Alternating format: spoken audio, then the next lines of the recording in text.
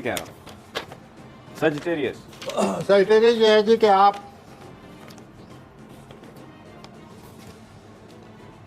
कोई प्रॉब्लम है, घरेलू है, ज़ाती है, जैसा भी है, आप उस प्रॉब्लम में खोए हुए हैं, बहुत ज़्यादा दिलचस्पी लेने वाले हैं और ले रहे हैं। दूसरे जो अच्छी बात आप में हो रही है कौसी हजरात में, आप माशरे की इस्लाह चाहते हैं और उसके लिए कोई काम करना चाहते हैं।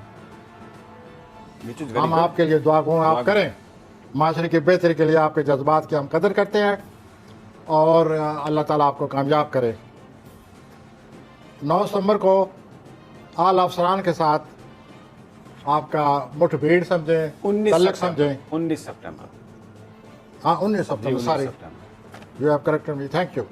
और जो भी जानते हैं उसे जो भी आप चाहते हैं इस हफ्ते आप उसे हासिल कर सकते हैं। Try go ahead. और रोमानी मामलात में आप बहुत ज़्यादा कामयाब हो रहे हैं।